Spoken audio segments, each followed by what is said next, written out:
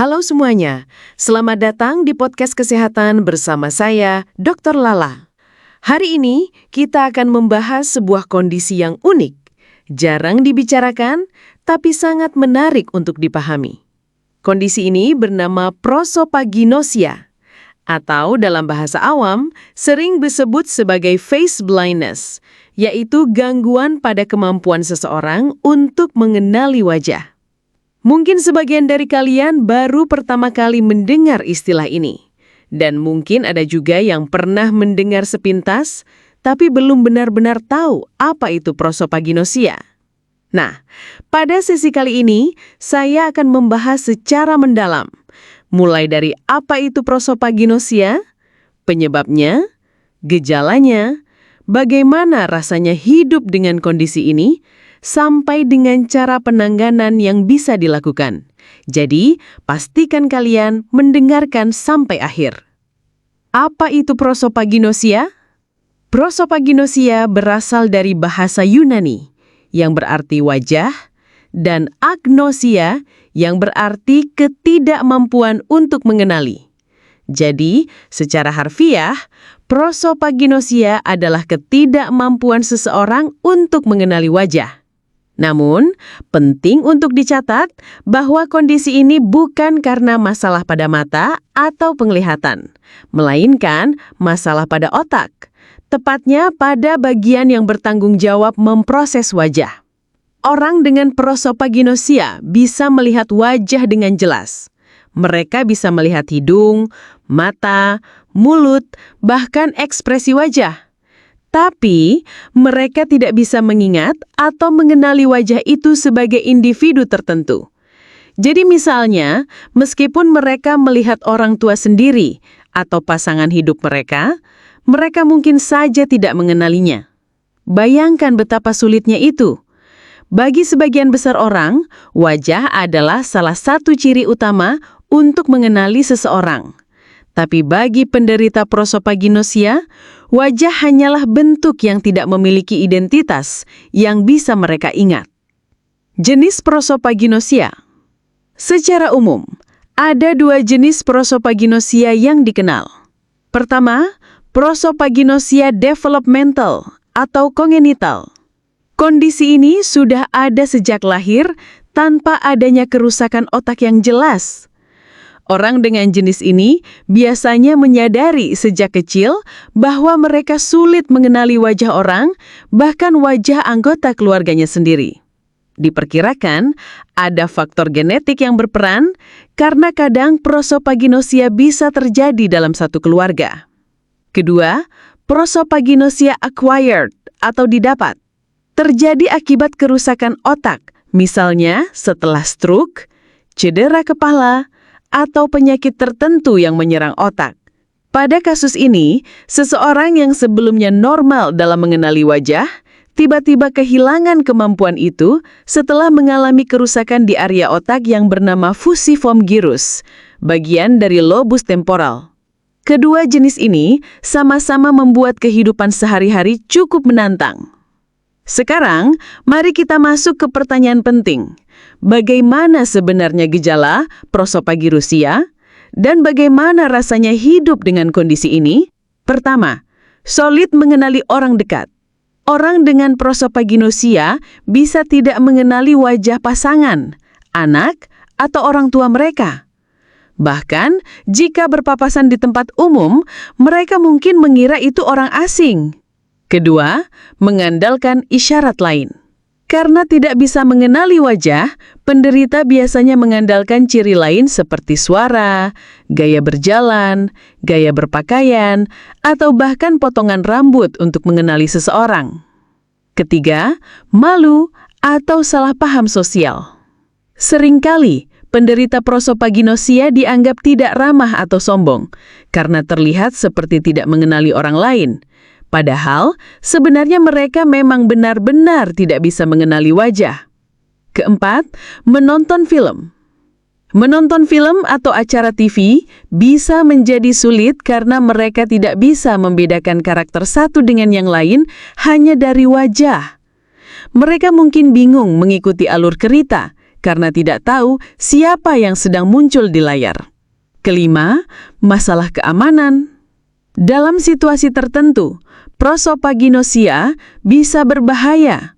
Misalnya, tidak bisa mengenali wajah orang asing yang mungkin berbahaya, atau tidak bisa mengenali orang yang pernah menipu mereka sebelumnya. Penyebabnya, seperti yang saya jelaskan sebelumnya, penyebabnya bisa berbeda-beda tergantung jenisnya. Pertama, penyebab neurologis atau acquired. Stroke, cedera kepala traumatis, tumor otak, penyakit neurodegeneratif seperti Alzheimer. Semua kondisi ini bisa merusak bagian otak yang bertanggung jawab untuk memproses wajah, yaitu fusiform gyrus, bagian dari lobus temporal. Kedua, penyebab genetik atau kongenital. Pada kasus kongenital, seseorang lahir dengan otak yang tidak berfungsi optimal dalam memproses wajah. Ada penelitian yang menunjukkan bahwa prosopagnosia bisa menurun dalam keluarga. Jadi, ada kemungkinan faktor genetik berperan. Bagaimana cara diagnosis prosopagnosia?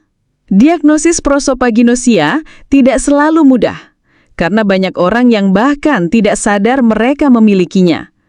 Mereka mungkin hanya menganggap diri mereka pelupa wajah. Namun, ada beberapa cara yang bisa digunakan oleh ahli neurologi atau psikolog neurokognitif. Tes pengenalan wajah. Pasien ditunjukkan beberapa wajah terkenal atau wajah yang baru saja diperlihatkan, lalu diminta mengidentifikasi. Tes gambar. Pasien ditunjukkan wajah yang diubah sedikit, misalnya hanya rambut yang berbeda, lalu diminta mengenali apakah itu orang yang sama.